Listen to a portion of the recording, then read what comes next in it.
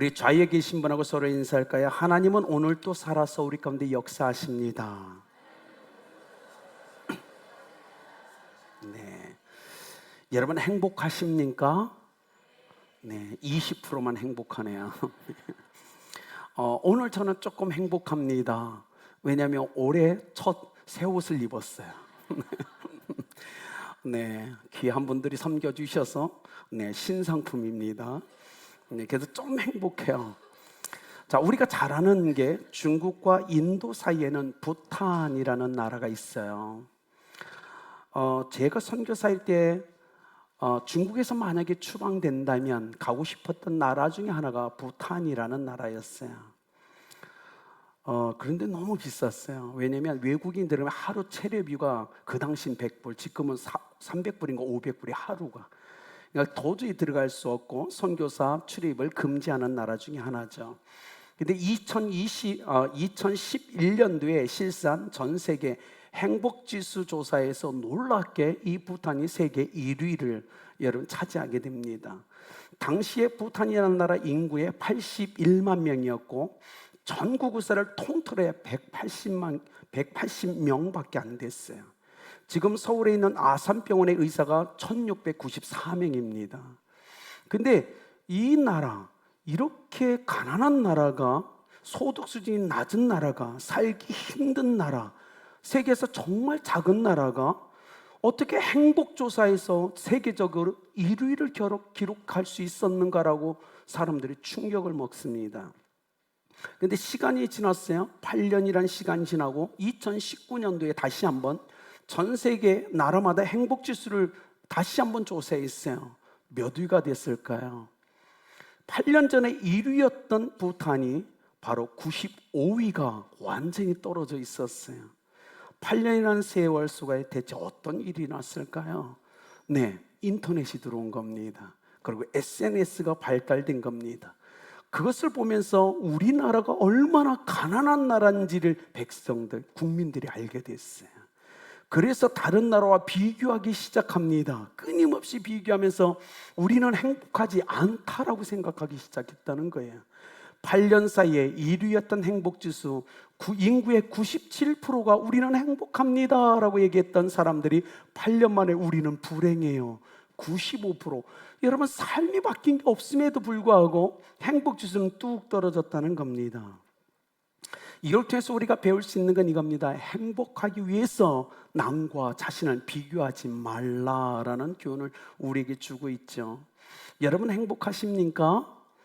아마 행복하지 않다면 잘 보십시오. 누군가 비교하기 때문일 겁니다. 가진 것, 소유와 내가 있는 위치와 내 자녀와 환경, 모든 걸 비교할 때 우리는 행복을 못 하지. 나 자신을 보면 우리는 얼마든지 행복하게 인생을 살 수 있는 거죠. 그런데 사도행전 21장에 나오는 처절하게 아주 절규하면서 수많은 비난과 손가락질과 돌과 매맞음, 죽을 위기 가운데 걸었던 바울에게 우리가 오늘 다가가서 바울 사도요, 당신은 행복하십니까? 라고 질문한다면 바울은 어떻게 대답할까요? 아마 제가 확신하기는 이렇게 얘기할 겁니다. 행복합니다. 나의 삶이 이렇게 고난과 처절하지만 저는 행복합니다. 왜요? 대체 어떻게 그게 행복한 삶입니까? 라고 할 때 바울이 그럴 것 같아요. 나는 평생 예수 그리스도와 그의 십자가를 알기로 작정한 사람입니다. 그리고 평생 오직 십자가만 자랑하는 것이 내 인생의 목표를 두고 지금까지 그 길을 걸어가고 있기에 나는 행복한 사람입니다 라고 얘기하지 않을까요? 성령에 매여 오늘 주님이 걸으신 십자가를 뒤쫓아가는 바울, 그는 행복한 자였어요. 성령이 오늘 그를 예루살렘을 거쳐 로마까지 인도해 가는데 환경적으로는 사람의 눈에 보기엔 그는 결코 행복할 수 없는 조건을 갖고 살아가지만 그 자신은 행복했어요. 그리고 오늘 십자가로 올라가면서 그가 바라보는 로마까지 바라볼 수 있었던 그 중요한 이유는 바로 그 인생의 마지막 십자가가 로마였기 때문에 그래요. 로마에 가서 마지막 십자가를 짊어지고 죽음의 마지막 순간까지 예수가 그리스도의 힘을 자랑하기 위하여 그 길을 걸어가는 그는 행복자였습니다. 우리가 가진 것 그에게는 없었어요. 그러나 분명한 건 그는 행복자였어요. 가이사랴에 도착합니다. 그리고 세 번째 사람들이 만류합니다. 가지 말라고. 예루살렘에 올라가면 결박과 환란이 구하는데 왜 굳이 거길 올라가려고 하냐고. 불나방이 불에 뛰어드는 것처럼 그건 자살 행위라고, 가면 안 된다고 말립니다. 근데 오늘 13절에 바울이 얘기하죠. 아니, 나는 예루살렘에서 죽을 것도 각오하였노라. 그 결계가 얼마나 강한지, 견고한지 사람들이 주의 뜻대로 이루어지리다. 이젠 주님이 당신을 책임질 겁니다. 그리고 우리는 주님이 어떻게 당신의 인생을 어떻게 마무리할지 우리는 지켜보겠습니다 라고 내어주고 있다는 거예요. 바울, 지금까지 끊임없이 자신을 부인하고 십자가를 지고 예수 그리스도의 십자가만을 자랑하며 지금까지 거침없이 이 경주를 달려왔어요. 그가 사람들이 이해하지 못하지만 수많은 사람, 다메섹도에서 정확히 나를 찝어서 구원하신 주님, 내 죄를 용서하고 나를 위해서 십자가에 죽으시고 부활하신 그 놀라운 구원의 은혜, 그리고 자격이 없지만 나를 이방인의 그 사도로 선택해 주시고 사명을 주신 그 주님 앞에서 바울은 이렇게 얘기합니다. 내 마지막 로마에서 십자가를 지고 그 코끝의 수업이 마친 그 순간까지 나는 오직 그리스도만 자랑하겠노라. 여러분, 그게 얼마나 멋진 겁니까? 이 시대 교회에, 이 시대 성도들에게 이 십자가가 있습니까? 우린 다시 십자가로 돌아갔으면 좋겠어요. 아름답게 우리 교회 모든 성도가 바울의 영성을 담기를 예수 그리스도의 이름으로 축복합니다. 팔레스타인 해안의 가장 아름다운, 가장 좋은 위치에 있던 돌레마이를 지나서 하루를 머물고 그는 가이사랴에 도착합니다. 그리고 빌립, 사도행전 6장에서 헬라파 유대인 중에 집사로 선택되었던 이 빌립의 집에 들어가서 머물게 되죠. 성령에 이끌린 빌립 집사, 초대교회 엄청난 핍박 속에서 그는 피해서 사마리아에 가서 복음을 전하죠. 그때 베드로와 제자들이 가서 그곳에 이런 놀라운 일들을 목격하게 되고, 또 거기서 지나서 가사로 내려가는 광야길에서 주가 예비한 에티오피아 내시를 만나 복음을 전하고 침례를 줍니다. 이렇게 빌립 집사는 예루살렘에서 첫 집사로서 복음 전도로 위대한 사명을 살아갈 때, 오늘 자기 앞에 20년 만에 나타난 이 바울은 어떤 삶을 살고 있었죠? 20년 전 바울은 정반대의 삶을 살고 있었어요. 예수 그리스도를 믿는 자들을 체포하고 연행하여 투옥시킨 바울과는 정반대의 삶을 살고 있었죠. 그때 바울은 사도행전 8장 40절, 빌립은 아소도에 나타나 여러 성을 지나며 복음을 전하고 가이사랴에 이르니라. 가이사랴에 도착한 그는 가정을 꾸리고 4명의 예언하는 딸들을 두고 그 삶을 거기서 변함없이 전도자의 삶을 살아갑니다. 여러분 삶이 그리스도인다운 삶, 그 삶을 여러분도 살아갔으면 좋겠어요. 우리는 그리스도인 아닙니까? 어딜 가든 그리스도인의 냄새가 나야 되고 그리스도인의 모양이 있어야 되는 게 우리의 삶이 아닙니까? 여러분, 직업은 속일 수 없잖아요. 삶에서 만나는 이 직업을 가진 사람들은 누굴 만나든 그 직업의 냄새를 풍기잖아요. 한 의사가 하루를 마치고 배가 너무 고파서 병원 근처에 있는 레스토랑으로 들어갔어요. 오늘 뭐 먹지? 그래서 저기에서 웨이터가 메뉴를 들고 서서히 걸어오는데 끼뚱끼뚱 폼이 좀 엉망입니다. 잘 보니까 엉덩이 쪽이 좀 불편한 것 같았어요. 직업의식이 발동합니다. 자기 옆에 온 웨이터에게 질문합니다. 혹시 치질 있으십니까? 그러다가 이 웨이터가 째려보며 얘기합니다. 메뉴판에 있는 것만 시키세요. 치질은 없습니다. 메뉴판에 있는 것만 시켜야 돼요. 직업병도 내 병입니다. 그러나 어쨌든 우리 삶에 우리는 그리스도인답게 살아가는 모습은 분명 필요하다는 겁니다. 이 빌립은 가이사랴에 도착하고 가정을 꾸리고 4명의 예언하는 딸들을 뒀지만 거기서 끊임없는 전도자의 삶을 살아갔다고 오늘 성경이 얘기하고 있는 거예요. 그런데 놀랍죠. 생각해보세요. 1차, 2차, 3차 선교 여행할 때고 인생의 마지막 길에 들른 이 가이사랴에서 바울은 빌립을 보고 얼마나 미안했을까요? 물론 하나님의 위대한 뜻과 계획 가운데 핍박이 일어났고 흩어져서 복음이 열방을 향해 놀랍게 전파되는 역사가 일어났지만 바울 자신은요, 미안한 거예요. 그리스도인들을 핍박하고 연행하고 투옥했던 자기가 이 눈앞에 있는 빌립을 예루살렘에 내쫓았다는 죄책감이 있는 거예요. 내가 그렇게 당신을 핍박해서 당신은 사마리아 떠나갔고 가이사랴까지 왔게 됐죠. 정말 죄송합니다. 그때는 복음을 몰랐습니다 라고 얘기하는 거예요. 여러분, 그런데 바울은 어땠을까? 따뜻하게 품어주지 않았을까? 아닙니다. 다 주님의 뜻이었겠죠. 여러분, 인생에 보다 보면 그런 것 같잖아요. 하나님의 뜻이지만 그럼에도 불구하고 우리가 누군가에게 잘못했을 때 우리는 미안하지 않습니까? 한참 그런 교제를 나누는데 예언자인 아가보가 도착합니다. 바울의 띠를 가지고 손과 발을 묶고 올라가면 당신 예루살렘에서 이 결박과 환난을 당할 겁니다 라고 얘기하죠. 그 말을 들은 빌립과 예언하는 4명의 딸과 그 지역에 있는 제자들이 이렇게 합니다. 12절, 우리가 그 말을 듣고 그곳 사람들과 더불어 바울에게 예루살렘으로 올라가지 말라 권했다라고 얘기합니다. 올라가지 말라고 얘기합니다. 중요한 건 뭐죠? 성령이 바울 보고 올라가지 말라고 한 적이 단 한 번도 없다는 겁니다.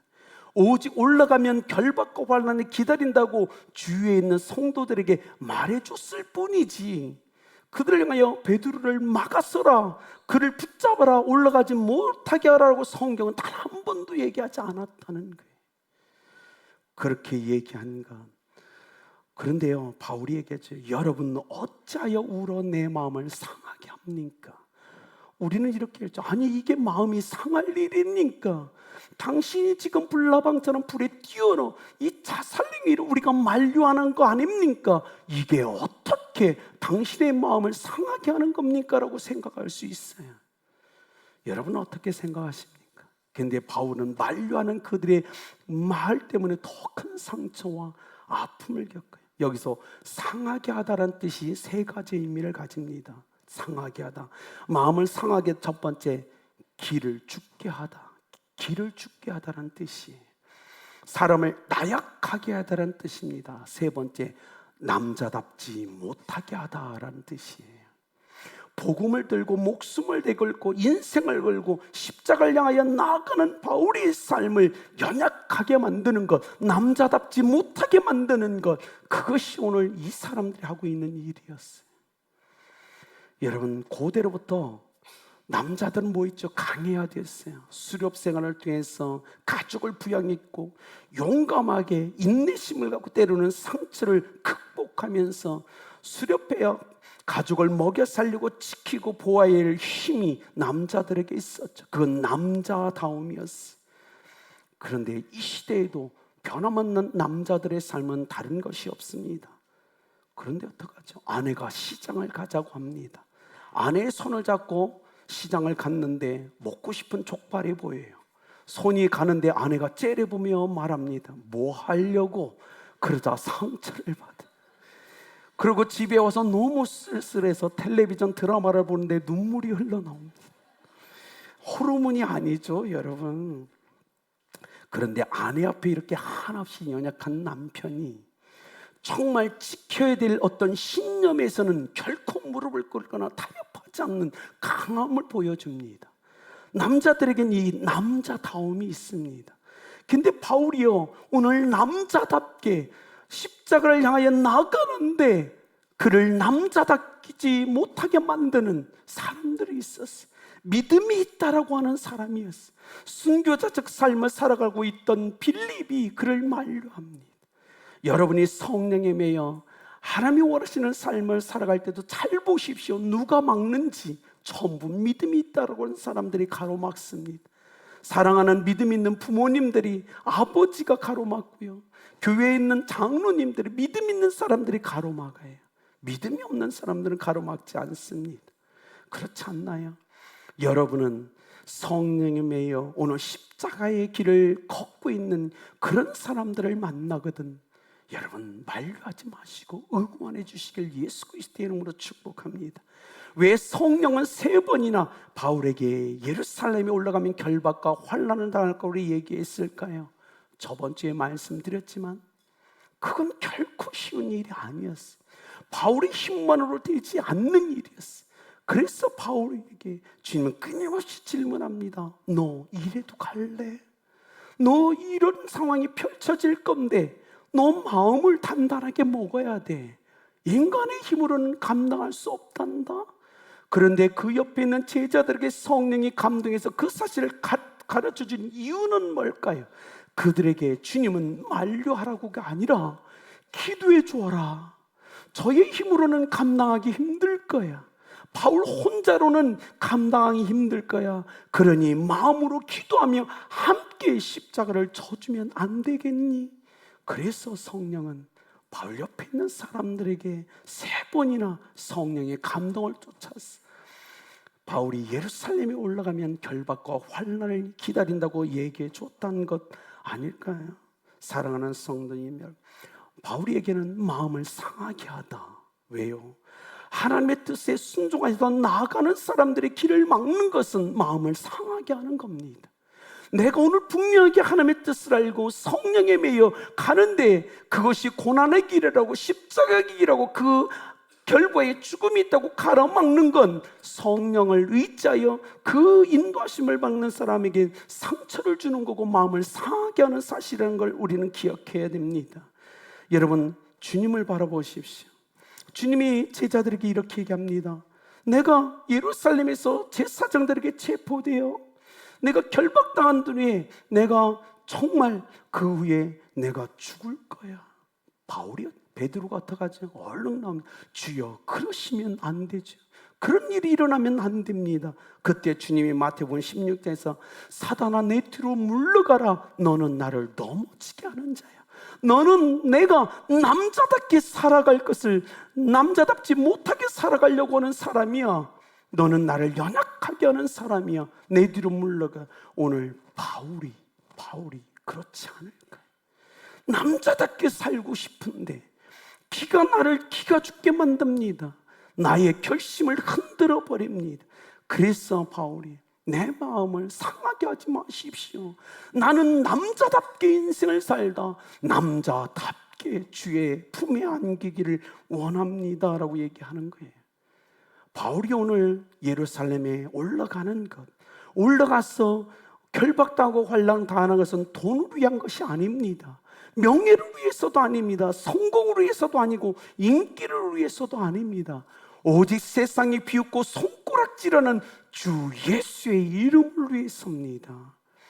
교회를 짓밟고 폭력을 행사하던 자신을 다메섹 도상에서 정확하게 끄집어내쳤던 주님의 죽으심과 부활하심을 통해서 영원한 생명을 주신 그 은혜를 생각하며 그는 거침없이 인생을 살아가죠.